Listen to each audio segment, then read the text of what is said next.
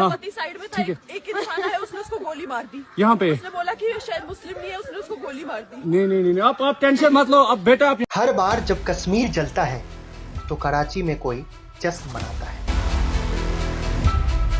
पाकिस्तान की सरहद से घुसते हैं वो जो जिहाद का नाम लेकर आतंक फैलाते हैं।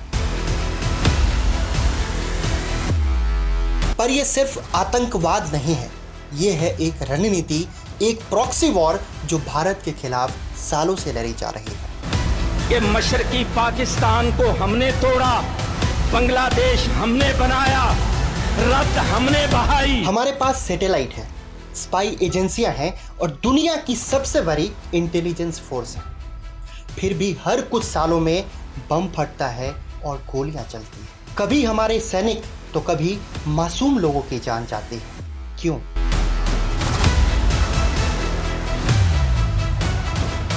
क्योंकि आतंक अब सिर्फ बंदूक से नहीं आता, वो मोबाइल ऐप्स, फेक आईडीज और हमारे ही सिस्टम में छुपा होता है। और इस बार पाकिस्तान में बैठे अपने आकाओं के हुक्म पर आतंकी पहलगाम में खामोशी से आते हैं, निहत्थे और मासूम सैलानियों से उनका धर्म पूछते हैं और चुन चुन कर हिंदुओं पर गोलियां चलाते हैं। इन आतंकियों का न तो चेहरा होता है न नाम, बस एक मकसद, भारत को तोड़ना। ये लड़ाई सिर्फ सरहद पे नहीं, हमारे दिलों के अंदर लड़ी जा रही है। नमस्ते दोस्तों, वेलकम टू माय चैनल परिवर्तन। आज हम बात करेंगे एक ऐसे टॉपिक पर जो हर भारतीय के दिल को झकझोर देता है। 22 अप्रैल 2025 को पहलगाम में हुए आतंकी हमले ने न सिर्फ 26 बेगुनाह लोगों की जान ले ली, बल्कि ये भी सवाल खड़ा कर दिया कि भारत को पाकिस्तान के इस आतंकी युद्ध का कब तक सामना करना पड़ेगा। तो आइए हम समझते हैं इस हमले की सच्चाई, इसके पीछे की साजिश और भारत का जवाब। पहलगाम, जिसे लोग मिनी स्विट्जरलैंड कहते हैं, पर्यटक यहाँ प्रकृति की गोद में सुकून तलाशने आते हैं। लेकिन 22 अप्रैल 2025 को इसी पहलगाम के बैसरन घाटी में गोलियों की तरतराहट और चीखों ने इस खूबसूरत वादी को खून से रंग दिया। 5 से 6 आतंकवादी जो पुलिस के वर्दी में छुपे थे, वो बड़े आराम से टूरिस्ट से उनका धर्म पूछते हैं, उन्हें कलमा पढ़ने को बोलते हैं और पैंट उतार कर चेक करते हैं कि वो हिंदू है या फिर मुस्लिम, और फिर हिंदुओं को चुन चुन कर गोलियों से मारते हैं। और एक ने आके बोला मुसलमान अलग हो जाओ और हिंदू अलग हो जाओ, जेंट्स खाली।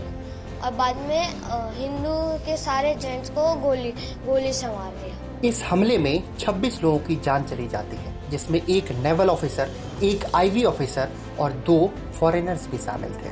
महाराष्ट्र, तमिलनाडु, गुजरात, हरियाणा, बिहार जैसे रीजन से आए टूरिस्ट जो अपने परिवारों के साथ खुशी के पल बिताने आए थे, वो आतंकियों की गोलियों का शिकार बन गए। और एक औरत जब कहती है कि तुमने मेरे पति को मार दिया तो अब मुझे भी मार दो, तो आतंकवादी कहता है नहीं, मैं तुम्हें नहीं मारूंगा, तुम ये संदेश मोदी को दे देना। मैंने उससे बोला तुमने मेरे पति को मारा है, हम दोनों को भी मार दो, मैंने उससे बोला। तो उसने बोला नहीं, तुम मोदी को बोल दो। ये हमला सिर्फ पहलगाम पे नहीं बल्कि भारत की आत्मा पर था। लेकिन सवाल ये है कि इसके पीछे कौन था। इस हमले की जिम्मेदारी TRF यानी कि द रेसिस्टेंस फ्रंट ने ली, जो कि पाकिस्तान में स्थित लश्कर तैयबा का ही एक विंग है। According to our intelligence agencies, इस हमले की साजिश पाकिस्तान के मुजफ्फराबाद और कराची में रची गई थी। आतंकियों ने इस हमले से पहले इलाके की छानबीन की और स्थानीय लोगों को धोखा देने के लिए पुलिस की वर्दी का इस्तेमाल किया। सूत्रों के मुताबिक 2 आतंकी लोकल कश्मीरी थे और बाकी पाकिस्तानी, और जो लोकल कश्मीरी थे वो भी 2018 में पाकिस्तान गए थे और वहां से ट्रेनिंग लेकर आए थे। पाकिस्तान ने इस हमले की निंदा तो की, लेकिन उसकी ये निंदा वही पुरानी ढोंग है, क्योंकि इतिहास गवाह है कि चाहे वो 26/11 हो, पुलवामा हो या फिर अब पहलगाम, आतंकी साजिशें पाकिस्तान की धरती से ही रची जाती है। पाकिस्तान की सेना और ISI आतंकियों को ट्रेनिंग देती है, हथियार देती है और फिर भारत में घुसपैठ करवाती है। ये उनका प्रॉक्सी वॉर है जिसका मकसद है भारत को अनस्टेबल करना। लेकिन जिस धरती ने भगत सिंह, चंद्रशेखर आजाद और राम प्रसाद बिस्मिल को जन्म दिया, उस धरती पर दुश्मन ने एक बार फिर से हमला करने की हिमाकत की। पर ये 2025 का भारत है, यहाँ घाव सहने की नहीं, जवाब देने की नीति है। ये नया भारत है। ये नया भारत घर में घुसकर मारता है।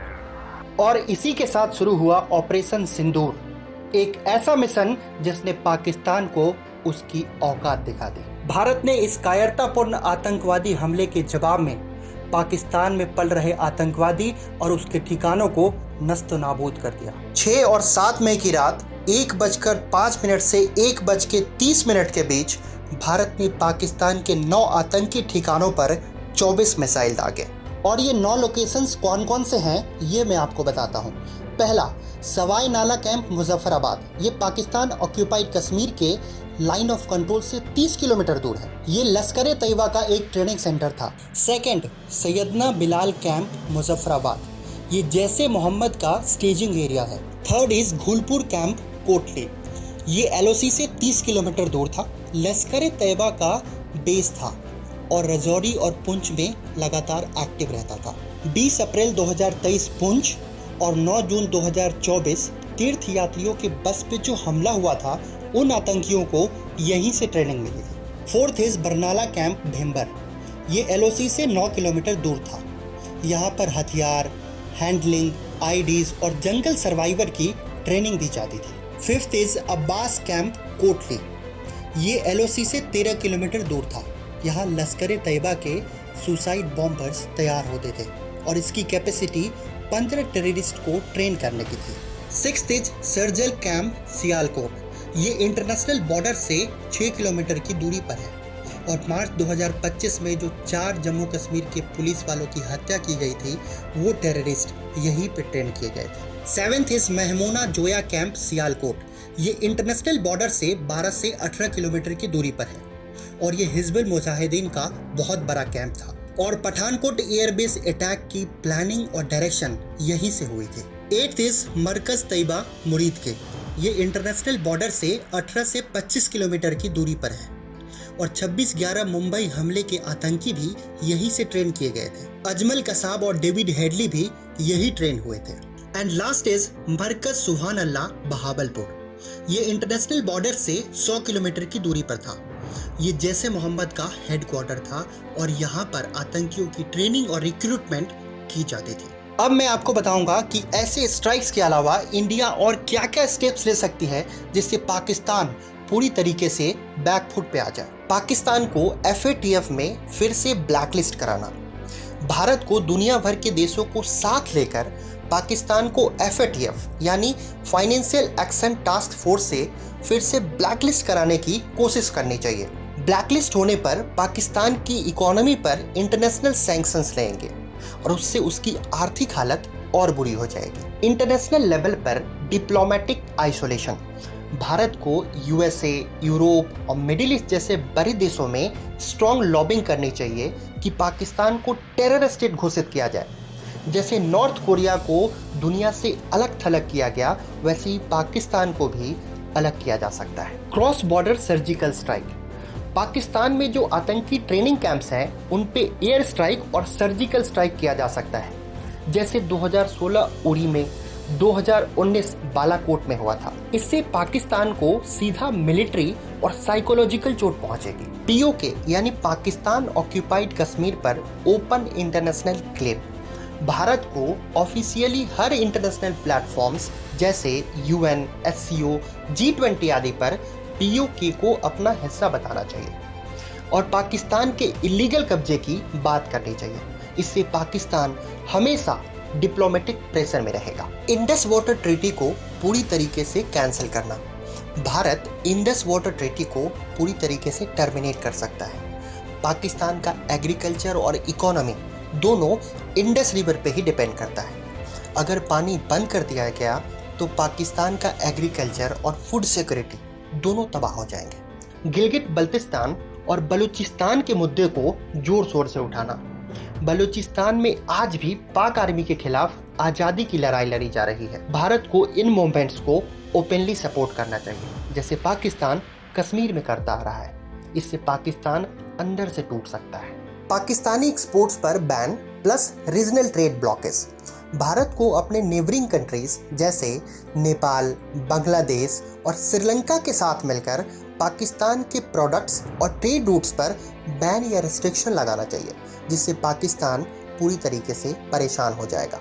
Domestic strong counter terrorism action. Bharat को अपने अंदर इंटेलिजेंस नेटवर्क और बॉर्डर फेंसिंग इतने मजबूत करने चाहिए कि इनफिल्ट्रेशन बिल्कुल नामुमकिन हो जाए। जितना टेररिज्म अंदर कम होगा उतना ही पाकिस्तान का गेम कमजोर होगा। मिलिट्री अलायंसेस का बिल्डअप। भारत को जापान, इजराइल, फ्रांस और यूएस जैसे देशों के साथ मिलकर डीपर मिलिट्री कोऑपरेशंस करने चाहिए। इससे पाकिस्तान को लगेगा कि अगर वो कोई बड़ी हरकत करे तो भारत अकेला नहीं पड़ेगा। कलेक्टिव मिलिट्री प्रेशर पाकिस्तान को बहुत डराता है। अगर Bharat strategic, diplomatic, economic, cyber और मिलिट्री फ्रंट पर एक साथ हमले करे तो पाकिस्तान की हालत नॉर्थ कोरिया जैसी आइसोलेटेड और टूटती इकोनॉमी वाली बन सकती है। और मुझे पूरा भरोसा है कि हमारी सरकार और इंडियन आर्म्ड फोर्सेस पाकिस्तान को इस तरीके से जवाब देगी और उससे पाकिस्तान पूरी तरीके से बैकफुट पे आ जाएगा। पाकिस्तान को याद रखना चाहिए कि यह वीरों की धरती है। यहाँ हर शहादत का हिसाब लिया जाता है। ऑपरेशन सिंदूर उन माओं के आंसुओं का जवाब है जिन्होंने अपने बेटे खोए। ऑपरेशन सिंदूर उन पत्नियों के आंसुओं का जवाब है जिन्होंने अपने पति खोए। और ऑपरेशन सिंदूर उन बहनों के आंसुओं का जवाब है जिन्होंने अपने भाई खोए। ये संदेश है, हम शांति चाहते हैं लेकिन कायरता नहीं सहेंगे। जय हिंद।